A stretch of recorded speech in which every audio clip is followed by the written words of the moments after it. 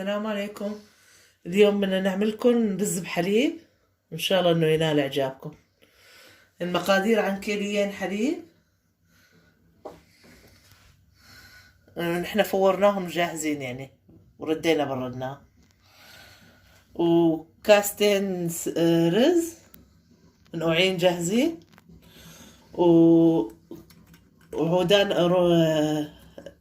قرفة، هاي 3 عودان قرفة، وظرف فانيليا، هاي للنكهة عشان نحلي نكهة الرز بحليب، والسكر حسب الرغبة يعني.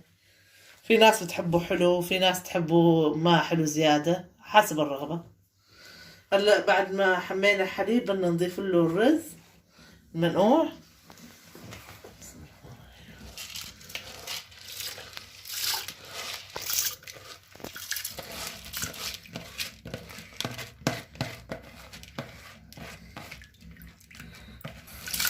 وهلا بعد ما ضفنا الرز بنضيف له السكر مثل ما قلنا حسب الرغبة.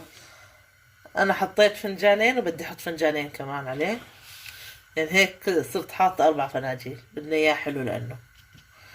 بدنا نضيف القرفة، قلت لكم القرفة هي 3 عودان نحطها،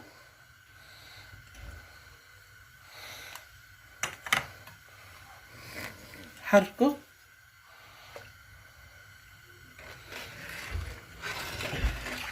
ضل حركه حتى يذوب السكر.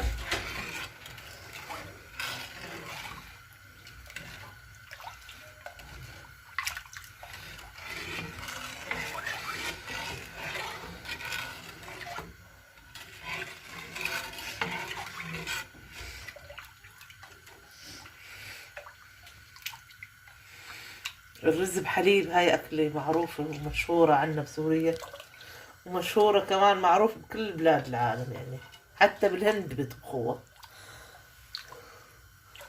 أكلة طيبة ولذيذة وسهلة ومتوفرة بكل بيت. وهلأ هيك بلش يغلي الرز بحليب، هاي نقوي علينا.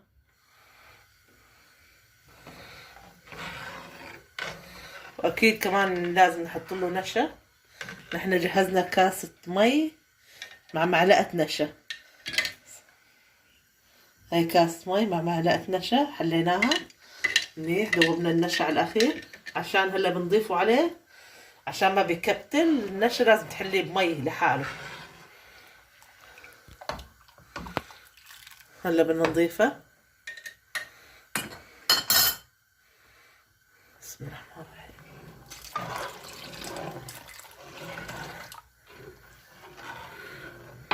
نضل نحرك هيك.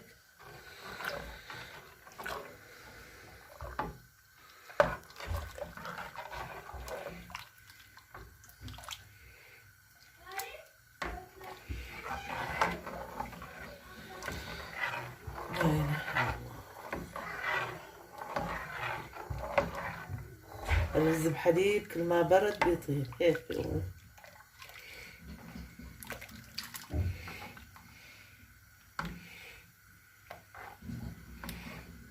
مثل ما حكيت من البداية، أنا عندي كيلين حليب، كل كيلو بده كاسة رز، كاسة مي يعني مقدار كاسة مي رز، والسكر حسب الرغبة. معاكي من الفنجانين وانتي طالعة. في ناس بتحبه حلو، في ناس بتحبه ما حلو،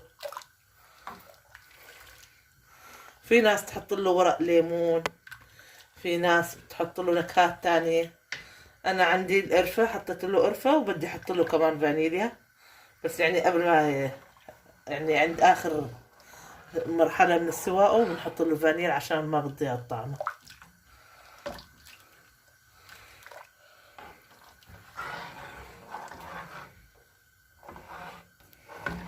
وهلا بعد ما اخذت نكهة القرفة نشيلها على جنب. بدنا نحط الفانيليا هاي. بسم الله الرحمن الرحيم.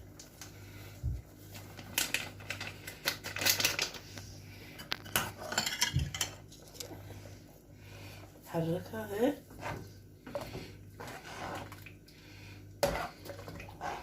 نخليه يكمل سوا على نار واطية على الأخير، يعني نار نايسة مثل ما بيقولوا. نخليه يكمل سوا، بده شي 5 دقايق ويكون جاهز. وهلا ان شاء الله انه ينال اعجابكم الرز بحليب، هيك خالص صار جاهز. وان شاء الله اللي يحب الوصفة يكتب لنا بالتعليقات، واللي لحد الان صار عم يتابع كل الفيديوهات تبعوت القناة لحد الان ما اشترك، بتمنى منه انه يشترك بالقناة. وان شاء الله انه ينال اعجابكم الرز بحليب. خلينا ندوقه، شايفين كيف؟